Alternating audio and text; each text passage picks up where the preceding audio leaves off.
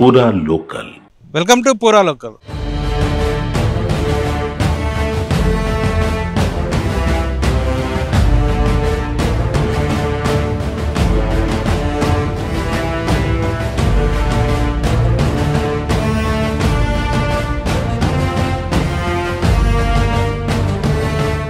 ప్రస్తుతం మనం దుర్గం చెరువు బ్యాక్ సైడ్ ఉన్నాము. ఇక్కడ కోహినూర్ హోటల్ సమీపంలో, తర్వాత ఇన్నార్బేట్ దగ్గరలో ఇక్కడ రోడ్ సైడ్ అంటే జిహెచ్ఎంసీకి సంబంధించిన అధికారులు గత 3 సంవత్సరాల క్రితం ఇక్కడ చిరు వ్యాపారులు చిన్న చిన్న దుకాణాలు ఏర్పాటు చేసుకోవడానికి పర్మిషన్ ఇవ్వడం జరిగింది. ఇది కాస్త ఈరోజు నిన్న చూస్తే జిహెచ్ఎంసీ అధికారులు ఇటు పోలీసులు వచ్చి జేసీబీ సాయంతో కూల్చివేయడం జరిగింది. దీంతో అంటే ఇప్పుడు నిన్న జరిగిన కూల్చివేతల సందర్భంగా ఈరోజు కొంత రోడ్ సైడ్ వచ్చి చిరు వ్యాపారులు రోడ్డు పైన పెట్టుకునే పరిస్థితి వచ్చింది. దీని విషయంలో ఇక్కడ చిరు వ్యాపారులను అడిగి తెలుసుకునే ప్రయత్నం చేద్దాం.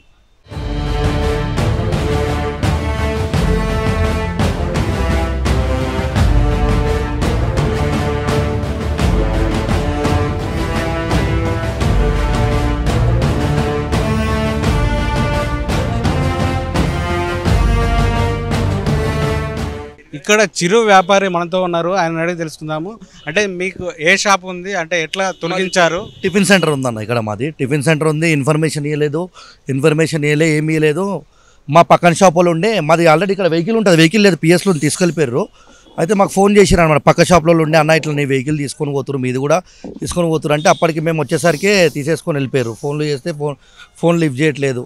అది జిహెచ్ఎంసీ వాళ్ళు పర్మిషన్ ఇచ్చారా? అప్పుడు జిహెచ్ఎంసీ ఫస్ట్ ఏమైందంటే అన్న, మేము అందరం కింద వెహికల్స్ పెడుతుండే. ఇప్పుడు కుమారి ఆంటీ లైన్ ఏదైతుందో ఆ లైన్లోనే మేము ఫుడ్ ట్రక్లు వీళ్ళందరూ మొత్తం స్ట్రీట్ వెండింగ్, అంతా స్ట్రీట్ వెండింగ్ అందరివి. అన్నది బొంగు బిర్యానీ, అన్న ఫాస్ట్ ఫుడ్ ఉంది, ఇక అందరి మ్యాగీ బండ్లు అందరివి కింద ఉంటుండే అన్న. ఇది అంటే ఈ ప్లేస్ లేకుంటుండే, ఇప్పుడు ఒక 2 years కింద మాట ఇది. అయితే ఏమైందంటే సంక్రాంతి ముందు కుమారి ఆంటీ లైన్ వాళ్ళ అందరి లైన్లు ఉంటుండే. ఆ లైన్లు ఉంటే వాళ్ళే ఈ షెడ్ల దగ్గర ఉంటుండే, మేము కింద పెట్టుకుంటుండే అనమాట. ఏమన్నారంటే వాళ్ళవి కూడా తీసిరు, మావి కూడా తీసిరు, మీ అందరికీ తీసుకుపోయి ఒక జాగాలు ఇస్తాము, అందరూ అక్కడ పెట్టుకోరు అంటే మేము కూడా ఏమనుకున్నామంటే గవర్నమెంట్ చెప్పినట్టు మనం కూడా వినాలి కదా, జిహెచ్ఎంసీలు పెద్ద మనుషులు చెప్పినప్పుడు కూడా మనం కూడా వినాలని చెప్పి మేమేం చేసినామంటే పెట్టినాము. అక్కడ వద్దని చెప్తే వాళ్ళు చెప్పినట్టే వాళ్ళు తీసుకొచ్చి మన ఫుడ్ స్టాల్స్ ఇంట్లోనే వేసిర్రు. ఇదప్పుడు ఇట్లా లేకుండా మొత్తం రాయిలు అవి ఉంటే మొత్తం మా పైసలతోనే మేమే ఒక అందరం దుకాణంలో కలిసి 10-15 lakhs ఖర్చు పెట్టి మేమే ఇన్వెస్టింగ్ చేసి పెట్టినాము. తర్వాత అప్పటిదాకా ఏమైనా 1.5 years నుంచి నడుస్తున్నాయి మంచిగానే. సరే వాళ్ళే ఏమైందన్న, మాది ఇక్కడ 5,000 కౌంటర్ అయితే వాళ్ళది 50,000 కౌంటర్. అది అయితే మేము మాట్లాడినాం, ఏందన్న వాళ్ళకి ఒక న్యాయం మాకు ఒక న్యాయమా అంటే, లేదు కోర్టు స్టే ఆర్డర్ ఉందంట, దానికి ఫుట్పాత్ మీద బతకడానికి కోర్టు స్టే ఆర్డర్ ఏముందన్న, ఏం కొన్నారా జాగా వాళ్ళు? మాకు కోర్టు స్టే ఆర్డర్ ఉంది, మాకు ఏం లేదు, మీరు ఏం చేసినా ఏం కాదు మాకు అంటే డిపార్ట్మెంట్కి అనేది గవర్నమెంట్కి అనేది ఒక వాల్యూ ఇచ్చి మేము ఇక్కడ పెట్టుకున్నాం. వాళ్ళు చెప్పినట్టే మేము విన్నాం, వాళ్ళ మాట మేము తీయకుండానే మేము ఇక్కడే నడిపిస్తున్నాం. నిన్న సడన్గా వచ్చి వెహికల్స్ అనేది తీసుకుపోయారు, మొత్తం ఇంటిమేషన్ లేకుండా మొత్తం ఊలగొట్టారు. ఇది సరే అన్న, ఇక్కడ సరే పార్కింగ్ ప్రాబ్లం ఉందంటారు. 2 o'clock చూడండి ఒకసారి, మొత్తం కుమార్ ల్యాండ్ అసలు 2 wheeler కూడా వస్తలేదు అక్కడ నుంచి. మరి దాని పరిస్థితి ఏంది? మరి మేము సీఎం దగ్గర మాట్లాడుకున్నాం అంటే, సీఎం స్టేట్కి సీఎం కదా, వాళ్ళకు న్యాయం, తెలంగాణకే సీఎం కదా రేవంత్ అన్న కూడా, వాళ్ళకు ఒక న్యాయం మాకు ఒక న్యాయం ఉండదు కదా. మీరు ఎంత నష్టపోయి ఉంటారు? నష్టం అంటే ప్రతి ఒక్కొక్కరికి 2-3 లక్షలు లాస్ అయింది ఒక్కొక్కరికి, ఒక్కొక్క స్టాల్ వాళ్ళకి ఇంటిమేషన్ లేకుండా చేసినందుకు. రోజు ఎంత సంపాదన? రోజు వస్తుంటుంది ఒక 3,000-4,000 ఒక్కొక్కరికి ప్రాఫిట్, 10-15,000 కౌంటర్ అవుతుంది ఒక్కొక్కరికి. ఇక వర్కర్లు ఇప్పుడు ఏమైందంటే ఇది చేయడం వల్ల ఒక్కొక్కరి దగ్గర 4 వర్కర్లు, ఇప్పుడు వర్కర్లు వెళ్ళిపోయారు. ఇప్పుడు మనం కొత్తగా స్టార్ట్ చేయాలన్నా కూడా మా దగ్గర లేదు, ఉన్న వెహికల్ తీసుకొని పోయి అందులో పెట్టేసుకోరు, వెహికల్స్ ఇస్తలేరు. అది పరిస్థితి. ఇప్పుడు తీస్తే అందరికి ఒక న్యాయం కదా, సరే తీయండి, వాళ్ళని కూడా తీయండి. మరి వాళ్ళు ఎందుకు తీస్తలేరు? వాళ్ళది రోడ్ కనిపిస్తలేదా? ఐటీసీ కోయినూరు ఆపోజిట్ లైన్ అది, ఇది చూడు డెడ్ ఎండ్లో ఉన్నది, చెత్త ల్యాండ్.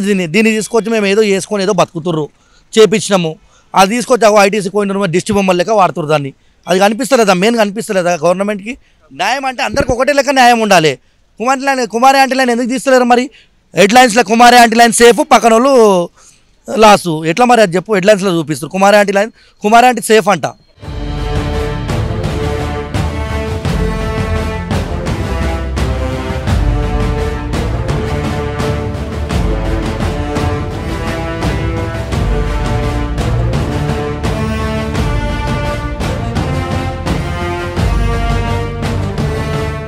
ఇదే స్ట్రీట్లో అంటే కుమారి ఆంటీకి సంబంధించిన లైన్లో ఒక 15 రోడ్ సైడ్ ఫుడ్స్ వాటిని అంటే కూల్చలేదు, ఇటు సైడ్ కూల్చడంతో ఏమంటారో ఒకసారి తెలుసుకుందాం. చెప్పండి, ఇటు సైడ్ కూల్చేశారు, దీనిపై ఏమంటారు? ఈ షాపులు మావే, మేమే నిర్మాణం చేసుకున్నాం ఇవి. అప్పుడు ఒక 4 years కింద ఎమ్మెల్యే గారు మాకు, మేము లోకల్, మేము మాదాపూర్ స్థానికులం, వాళ్ళు కుమారి అంటే అనే వాళ్ళు ఇక్కడి నుంచో వచ్చి అదంతా ఒక 40 షాపులు ఆక్రమించారు ఫుట్పాత్ మీద. మేము ఫుట్పాత్ మీద వేసుకోమని చెప్పినాం, మాకు వద్దన్నాం. అయితే వద్దంటే ఇక్కడ చూపించారు, టీఎస్ఐసి వాళ్ళే చూపించారు. ఇప్పుడు మధు సార్ కూడా ఉన్నారు ఆ రోజు, ఇవాళ కాల్ చేయించిన మధు సార్ కూడా ఉన్నాడు. 2 CIలు, కానిస్టేబుల్, మన ట్రాఫిక్ ఏఎస్ఐలు, ఎస్ఐలు, ట్రాఫిక్ వాళ్ళే వచ్చారు లోపలికి. దీంట్లోకి సంబంధమే లేదు అసలు. వాళ్ళు ఫుట్పాత్ మీద కుమారెడ్డి దగ్గర ఎంత జనం ఉంటుంది, 100 జనం 1000 జనం ఉంటుంది. ఒక అంబులెన్స్ అలాగే రావాలంటే ఒక అర్ధ గంట పడుతుంది. అట్లాంటిది విడిచిపెట్టి ఇప్పుడు ఖాళీ ప్రదేశం, ఇలా పార్కింగ్ ఉన్నది, పార్కింగ్ ప్లేస్ ఉన్నది, ఇళ్ళనే కూర్చొని తింటారు. మంచి చిన్న పిల్లలు ఫ్యామిలీలు వస్తారు. పొద్దుకి సాయంత్రం పొద్దుగాల 4కి మేము స్టార్ట్ చేస్తాం టిఫిన్స్, 4 గంటలకు టిఫిన్ స్టార్ట్ చేస్తాం. అంటే ఈ కార్ డ్రైవర్లు ఎవరైతే ఉంటారో, క్యాబ్ డ్రైవర్లు, వాళ్ళు పొద్దున్నే టిఫిన్స్ తెచ్చుకోలేరు, ఇంట్లో వాళ్ళని ఇంట్లో లేపి చేయించుకోలేరు కాబట్టి ఇక్కడికి వచ్చి తింటారు. మేము ఇప్పుడు ఎన్ని షాపులు కూల్చేశారు? ఇలా ఒక 40 షాపులు కూల్చేసారు. 200 కుటుంబాలు రోడ్డు మీద పడ్డాయి. అంటే ఎంత నష్టం జరిగింది? ఒక్కొక్క షాప్కి వచ్చేసి అందరం ఏర్పాటు చేసుకున్నాం. అందరం డబ్బులు వేసి, మట్టి పోయించి, షెడ్లు వేసి ఒక 20 లక్షలు ఏర్పాటు చేసి, 20 లక్షలు ఖర్చు పెట్టి దీన్ని ఏర్పాటు చేసుకున్నాం. మొన్న ఉటావుటిగా వచ్చి 12:30, 1 గంటకు వచ్చి లోపలికి మర్రీరు.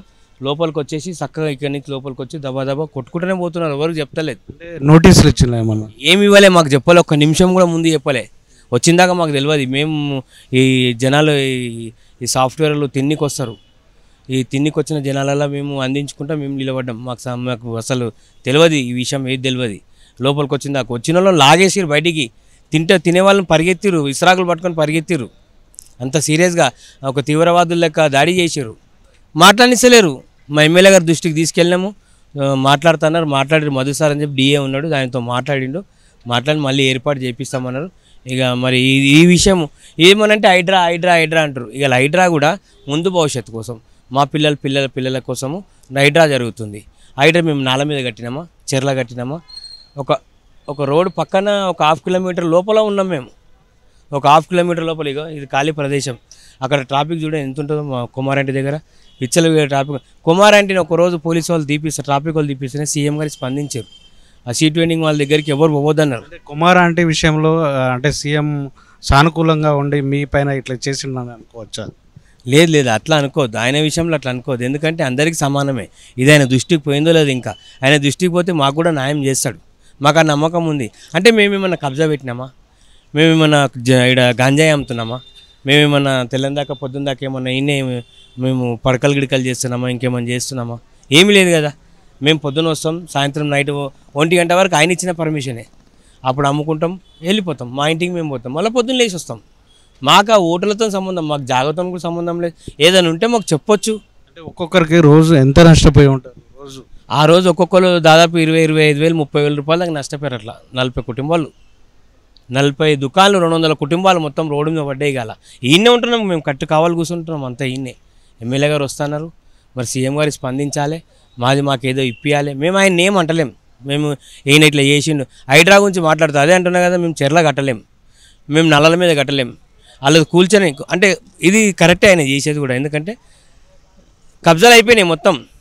100 ఎకరాలు ఉన్న చెరువు 40 ఎకరాలకు 50 ఎకరాలకు వచ్చింది, 50 ఎకరాలు పోయింది. ఈ నాలల మీద కూడా మేము చూసినాం, కడుతున్నారు, అంతా స్లాబ్లు వేసి కట్టుకుంటున్నారు. ఇంటి కిందకే నాల పోతుంది, అది కరెక్ట్ కాదు. అది ఎక్కువైతే ఏమవుతుందంటే ఇంట్లోకి వచ్చేస్తుంది, వేరే ఇళ్ళకి వెళ్ళిపోతుంది, అట్లా జరుగుతుంది. కానీ ఇదైతే అన్యాయం. ఆడ ఫుట్పాత్ మీద కుమారంటి లైన్లో 40 షాపులు ఉన్నాయి. ఇచ్చలవిడ పబ్లిక్ 1 గంట సేపు కూడా టైం ఉన్నది మనం లోపలికి రానికే. ఆడకి రావాలంటే ఇంత టైం పడుతుంది, అంటే ఒక 1/2 అవర్ టైం పడుతుంది. ఒక అంబులెన్స్ మేము ఎన్నిసార్లు అంబులెన్స్ క్లియర్ చేసినామాట, మేమే చేసినాం. మరి అసలు ఇక్కడ చూస్తున్నాం కదా, మనం మాట్లాడే ప్రదేశంలో ఏమైనా ఉందా, ఏదన్నా వాళ్ళకు అడ్డం ఉందా, ఏదన్నా ఉందంటే తీయనేయండి. దానికి మేము ఓకే, మేము గవర్నమెంట్కి అడ్డు చెప్పాం, వ్యతిరేకం మాట్లాడాం. ఇప్పటిదాకా కూడా వ్యతిరేకం మాట్లాడలే. మేము మొన్న నుంచి కూడా సీఎం గారి గురించే మాట్లాడుతున్నాం. ఆయన స్పందించాలి, ఆయన మాకు ఇవ్వాలి. మేము పునర్నిర్మాణం చేసుకుంటాము, మేము నడుపుకుంటాం యథావిధిగా.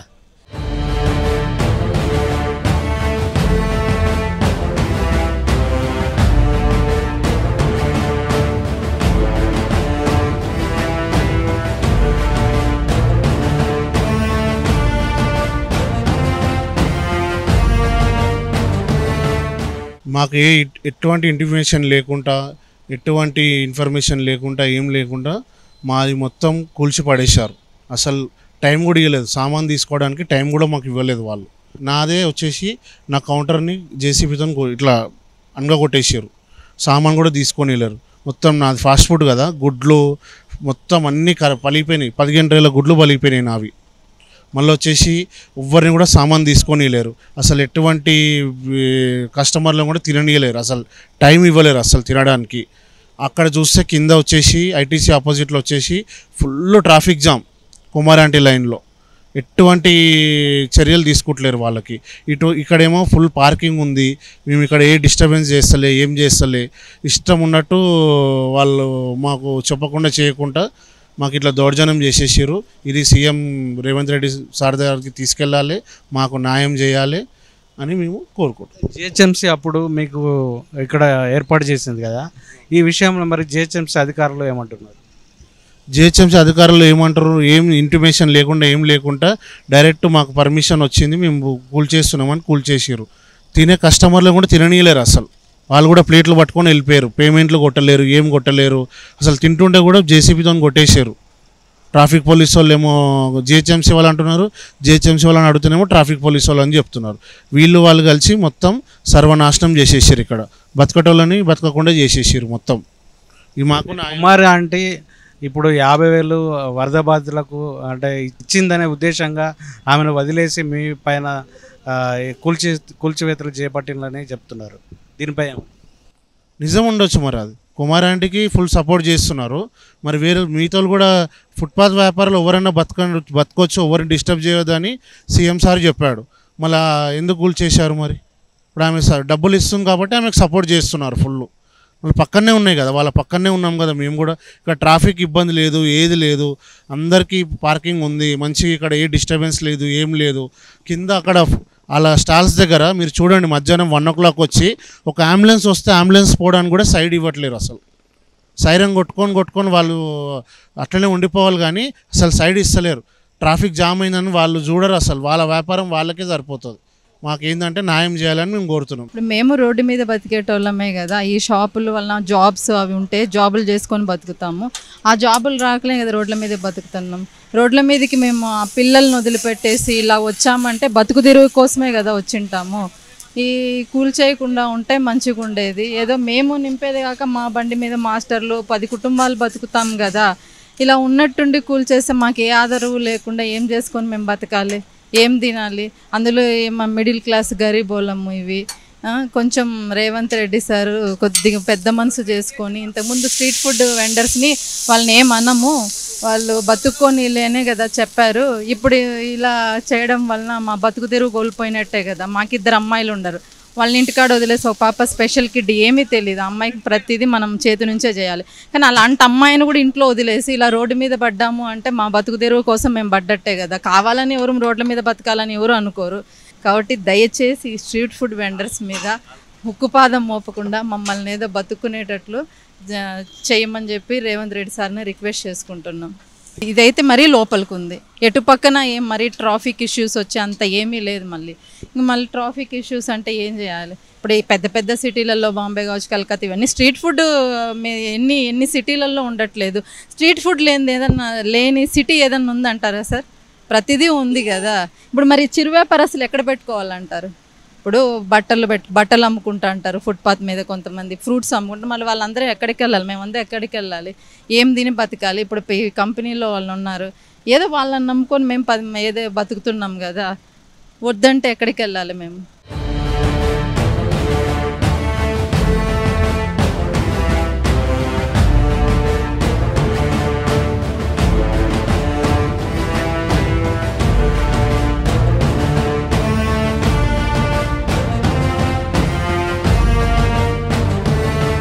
రోడ్ సైడ్ ఏర్పాటు చేస్తున్నారు అని గవర్నమెంట్ తొలగిస్తుంది.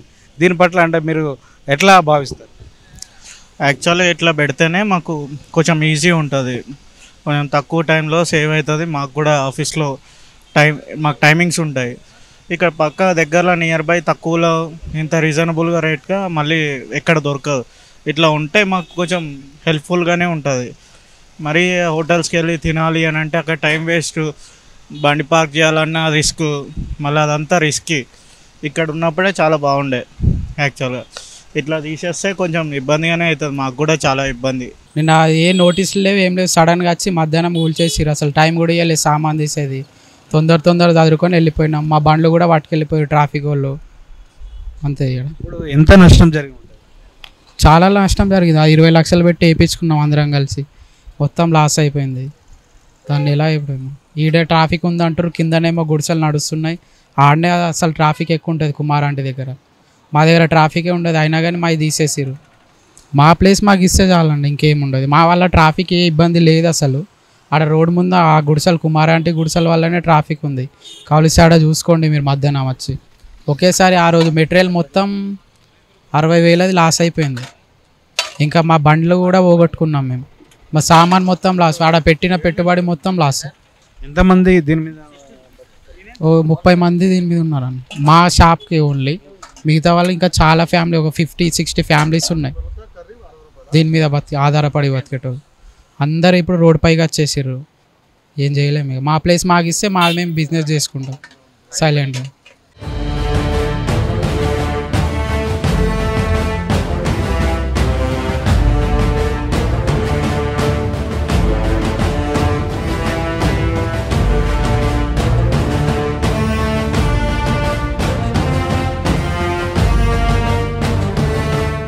రోడ్ సైడ్ ఉన్న చిరు వ్యాపారులు ఏదైతే నిన్న కూల్చివేత జరిగిందో, ఈరోజు కొంత రోడ్ సైడ్ వచ్చి చిన్న చిన్న వ్యాపారాలు కొనసాగిస్తున్నారు. ఈ విషయంలో అంటే జిహెచ్ఎంసీ అధికారులు 3 సంవత్సరాల క్రితమే అంటే ఒక సైడ్కు ప్లేస్ చూపెట్టడం జరిగింది. దాన్ని మేము 20 లక్షలు వెచ్చించి ఒక స్ట్రీట్ లాగా చేసుకొని 40 షాపుల వరకు మేము వ్యాపారాలు ఒక సైడ్కి చేసుకోవడం జరుగుతుంది.